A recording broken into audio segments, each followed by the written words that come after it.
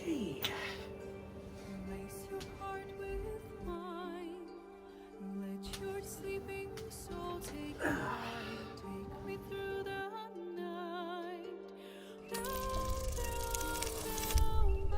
As you ponder to yourself as to what your 1-year anniversary video should consist of, your mind wanders as you are collecting your thoughts. Who's there? You are quite confused as to where the mysterious voice came from. Could have been the TV downstairs.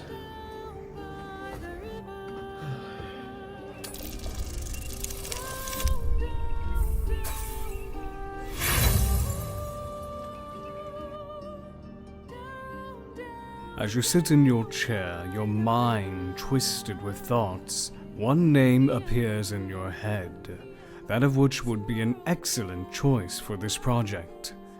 Baldur's Gate 3. Well, I have been playing that. It's not normally something that catches my eye, but it does speak volumes when it does. You know, for that reason, I think I'll check it out.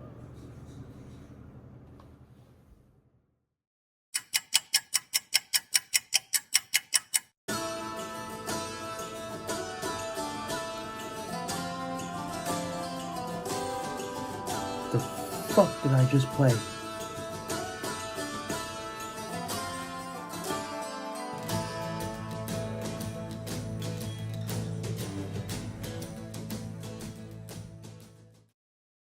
It has officially been 1 year since I started this whole YouTube content creation endeavor.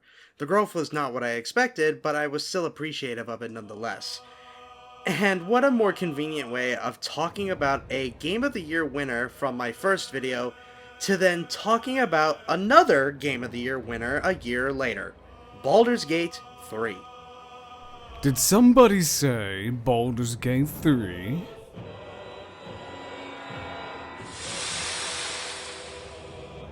Oh god, a tiefling! Wait, who are you again? Tiefling is such an offensive word. I like to call myself one hell of a guy. My name is Claude Gaston of the Key to Darkness channel. Ah, yes, the channel asked to cover this with me. Duh. Because, here's the thing. I was completely clueless going into this, and I still am in a way. Most of my knowledge of D&D is vicariously through my dad, as he grew up with it. But I also figured, what better way to talk about a D&D game than with someone who's had experience with D&D? Yes, I have several years playing Dungeons & Dragons with half that time spent as a dungeon master. What better way to assist in this endeavor than to make my thoughts known through an excellent representation of the D&D experience that is Baldur's Gate. Excellent representation, I feel, is an understatement, my friend, as it is D&D in every single caliber and in the best way possible. Now, here's the thing. I normally don't like turn-based games. They normally are not a genre that I find myself interested in whatsoever, but when you have me engaged as I am with this one, that I am still playing more after this video comes out eventually, that speaks volumes to how well crafted this product is. LarianStudios killed it here, and I've begun to finally understand the appeal of D&D after all these years. Yes, the studio has turned the tabletop RPG that is already well known and brings it to a new medium in form of a video game. I dare say that Larian has captured the spirit of what makes role-playing games so appealing to many adventurers across the realms. And it has been super effective in that regard, selling 15 million copies, almost doubling Divinity Original Sin 2, and gaining over 800,000 concurrent players on Steam within its first month, and still retaining at least over 100,000 players currently. It's clear they've been able to catch lightning in a bottle and have it strike twice. You are most likely wondering what makes this game so enjoyable. I think now is the time for the adventure to begin. Wouldn't you agree, Spectre? I am inclined to agree. So grab your dice and prepare to roll initiative and explore the world of Baldur's Gate with us. This is my love letter to Baldur's Gate 3.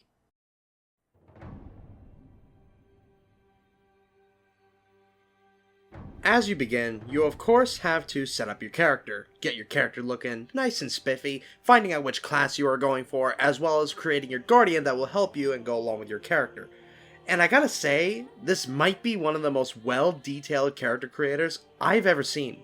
So many added details for different classes, so many different races to choose from that you can create, it's almost overwhelming.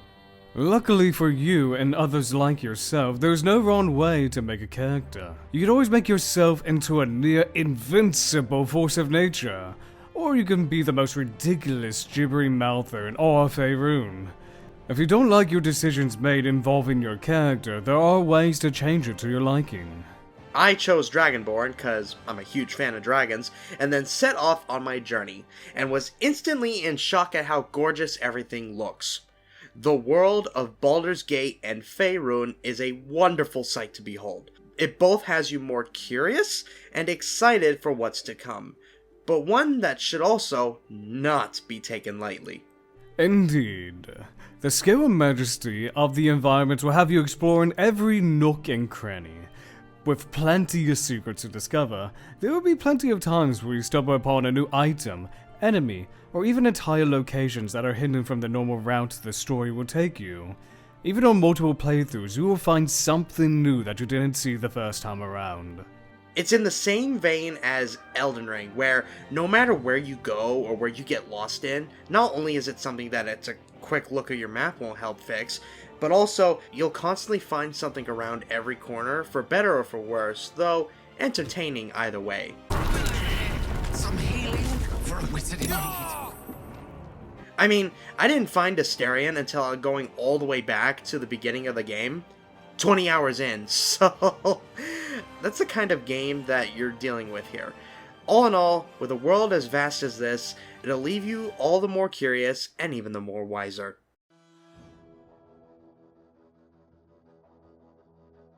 For the uninitiated, when it comes to turn-based games, it follows a simple formula. Initiative is rolled and each player and enemy takes their turn one after another. You select certain actions or bonus actions to interact with each unit that is engaged in this combat. Objectives in combat are rather simple. Fight against your enemies to achieve a victory. When a party's character reaches 0 HP, they enter a downed state, which will force them to make death saves to try and stay alive. Each action can provide different results depending on certain circumstances. Some can provide advantages for allies, or you might create an easier time for your enemies if you fail in your attacks. Don't be discouraged, however. Failure is just another way to experience a fresh interaction. Failure is no exaggeration, as I died constantly. I'll be honest with you. I'll be honest here. I had so many difficulties. It was so difficult to learn this game, but fear not. For each death, I grew smarter as a result. I may or may not have said that correctly the way that I wanted to, but I got my point across, and that's all that matters to me. Even feeble-minded barbarians can adapt to any situation in this game. You would be surprised by the number of things you can interact with to turn the tides of chaos in a battle. That's honestly the beauty of the actual combat itself, which we shall get into now. Combat is no stranger to those who have played turn-based games like this before, but after a while, I think I finally figured out why this game's combat hits a little bit different than others. The best way to describe it is that it's more about being smarter than your opponent as opposed to being stronger. A work smarter not harder scenario, if you will. Your party will always consist of different classes, so it's important to plan ahead should you happen to go, say, on a goblin murdering spree. Or if you're a cheeky little imp, you could always just rush in head first and ask questions never. Sometimes an all-paladin team is all you need to smite your way to the end. Your choices in battle are only limited to your creativity. This is also true as, thanks to the help of our good friend Withers, you can change your classes and your character's classes at any point should you choose to. So, say if you wanted to make Karlach a knight on top of the barbarians, you can do that. Or if you want to give the schemy Astarion the ability to be a holier-than-thou cleric, you absolutely can. Is it necessary? Probably not, but it works, and there's really no caveat to any of it. Anything can happen during combat, but none of that compares to the actual unpredictability that is how good you are at rolling the dice.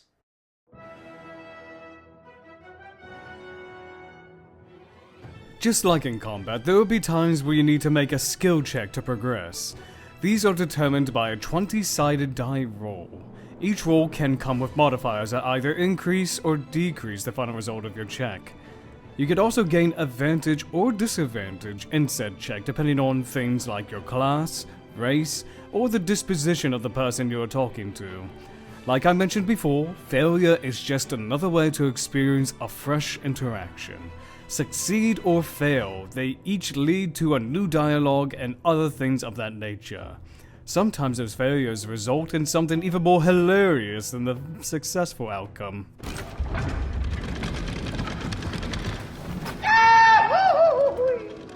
Anything can be affected through these skill checks, from your dialogue choices, how you patrol the environments, when you can be able to see things that normally wasn't there before. Even in combat, the skill checks are important.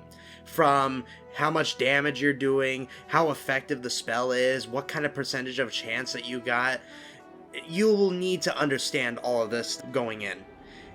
Everything is unpredictable for the entirety of the playthrough.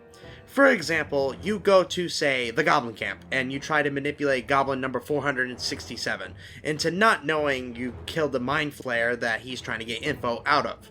Should you fail, you get swarmed, and you're pretty much fucked. Should you succeed, though, you live to fight another day. That is, until someone gets your attention and you have to do it all over again. Or another instance, where before you go into the Goblin Camp, you'll have to throw dung on your face. Excuse me for a moment while I go and throw up, okay? Yeah, let me just do that.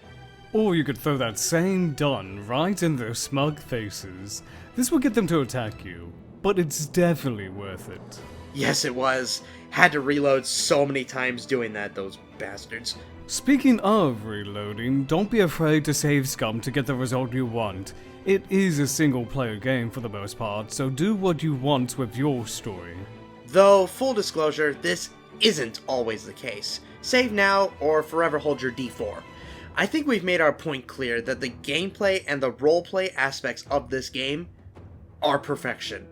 It gives your players all the freedom that you want in an RPG, and then some. And that makes it its own that even 30 plus hours into playing this game, probably 40 more hours at the time of this recording, I'm gonna keep coming back for more as it kindly has me by the balls.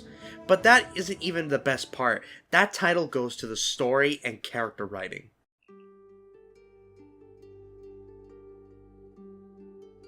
So, talking about a story quite like this one is a really difficult one because all of it pretty much happens by your hands. There still is a lot that if I did bring up would be involving spoilers, so I'm not going to. The game's story benefits through how you navigate it, which leads to the role-playing aspects even more so. While there is a plot within this game, it is determined by your actions and the consequences that come with it. There is no right path to go on, and it really depends on where you want to go. You could skip through most of the major story events and still have just as enjoyable experience as someone who wants to complete everything. You know, kinda like how an RPG should be. Larian understood this and gave us one of the most flexible stories out there. There's even a preset character called the Dark Urge, in case if you just want to be an absolute piece of shit. That was an absolutely terrible pun. Not one response, disadvantage for life. It's true though, but I agree, wasn't a good joke. Regardless, that's how this game truly shines, but even more so with its characters. Characters make the bulk of any story, especially for RPGs. A bad cast can kill an RPG. If your cast of characters is pretty meh, there's not much reason to care about what's going on if that's the case. When it comes to character writing, I will always go back to Mass Effect, which is why it pleases me to say that it absolutely nails this in this regard. with characters like the Moody Priestess, the magic-hungry wizard, the hottest tiefling around, and the pet that devours Volo's intelligence. Despite initially being part of an archetype of characters, they eventually evolve into a unique individual with their own fears, desires, and goals for the future. And my choices can either benefit them or put them in a worse state they could ever be in, to the point they probably wish they never met me. Unless if I have a lot of charisma, in that case they'll just keep coming back. But besides that point, my point is the character writing is phenomenal here. Even the characters I find boring at times, no offense Weil, I still care for because it gives me a reason to. I'm the kind of guy that when you care about these characters, you want to see them make it out alive. Don't forget about those scrolls of Revivify though. Take every scroll of Revivify that you can, as it will help in the long run, especially if you don't have a cleric in the party. Thank God for Shadowheart. A divine joke. How deplorable. And then of course there will be times where you can get a bit cozy with some of the members. Though, if there is one criticism that I can give, is that it's a bit easy on more than one occasion to be able to romance characters. For example, Gale, he's extremely easy to please, with which I don't mind him being so kind, but like, Karlach is like right there! Yes, don't disappoint perfection. At launch week it was even worse, as any interaction would allow them to get in your pants quicker than normal though. That has been patched. Lae'zel even tried to get it with me twice, which I admired, but it was pretty jarring on occasions. Though once you get those going, it gets pretty interesting, which I cannot show for fear of YouTube's hammer. Gods, I want to ride you till you see stars.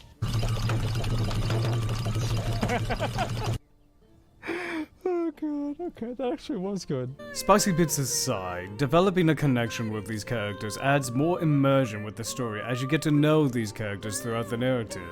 You would want to see how their story ends. Or in some cases, should they not trust you, or if you truly fucked up, some characters will choose to leave you, or during combat when they die, it's permanent, unless if you have Revivify spells. But that's what's so interesting about it, because the game gives you so many reasons to actually care about them, and you want to see them make it out alive more often than not. Or in my cases, running away together with Karlach. Karlach is the only correct choice in a party. This is my objective opinion. Even more so is the top-notch voice acting. Every single character, period, has a stellar voice actor, from your biggest of villains to the most basic of cats. You shithead! Time you showed up, we got trouble. Spit it out! Sergeant finally choked on True Soul Near's prick. Rugno! The twat soul caused a rockfall, trapped tighter than a ring on a fat finger. You're shitting me. You pay up? And you all wonder why Neil Newbon won Best Performance as Astarion. He kills it as Astarion every single time he's on screen, to the point that I almost kept him as a permanent party member. Well, he didn't mention the slave clause at the time. And now he sends a Gur monster hunter for me. It's a message. He's reminding me of his power. Even in the middle of nowhere, you can reach me. And he wants me back. The voice actors give it their all with these performances and bring these characters to life. Even the very wildlife itself has a voice when using the right spell to understand them. The dialogue is just as good too. One occasion, Karlach just straight up breaks the fourth wall, and she does it just so calmly? Like it never happened? High pain tolerance, and a dynamic duo of truly shitty bosses. But it's a bit early in the game to be getting into tragic backstories. Let's save the Scar show for later, after we've worked up an appetite for tragedy. Meanwhile, I'll need to find someone who can tune up my engine sooner rather than later. Best girl, no question. The best part about the story is that it's made by a studio that cares a lot about storytelling aspects and puts trust in the players to make their own tales with the setting. A studio that respects their audience and their time. And we are talking about a studio that actually respects its player base. AAA gaming has gone so far down the shitter that it's gotten to a point where companies like Capcom are nickel and diming their fans, and it's honestly getting sickening and tiring. And then we have a game like this that's so free with how your players want to play the game, that has so many intricate details, and have so many great aspects to their story and characters. It's no wonder why developers were getting so pissed when this came out. Sven, the director of Larian, even said this: "Greed has been fucking with this whole thing up for so long since I started," Vinky said, while collecting the GDCA Best Narrative Award for Baldur's Gate 3. "I've been fighting publishers my entire life, and I keep on seeing the same mistakes over and over and over." And he is absolutely correct. It's leaders like Swen that lead by example. Creators who dedicate their time and resources to providing the best experience for their consumers that also enjoy the products that they are making. Which is why they even came out and said that they were planning to make DLC for the game, but said the team's heart wasn't in the right place, which I respect more than ever.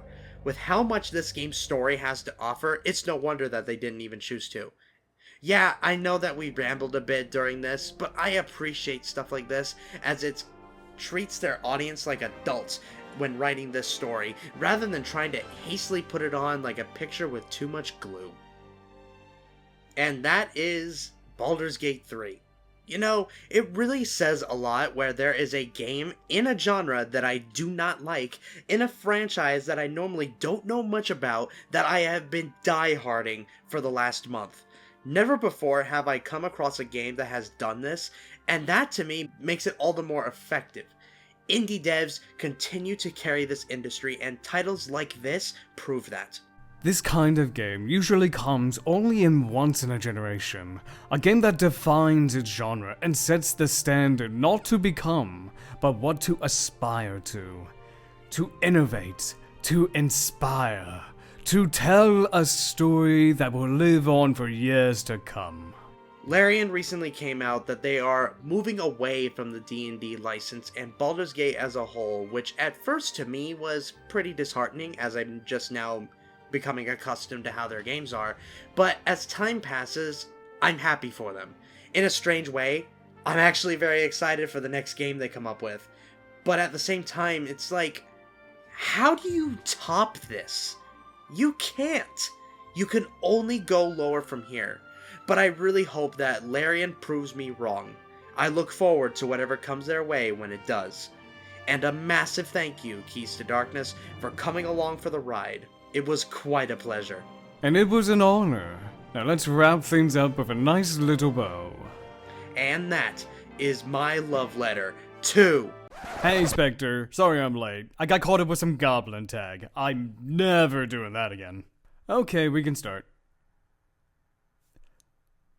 Who's this beautiful man with the punchable face, and why does he look like me? I thought that was you.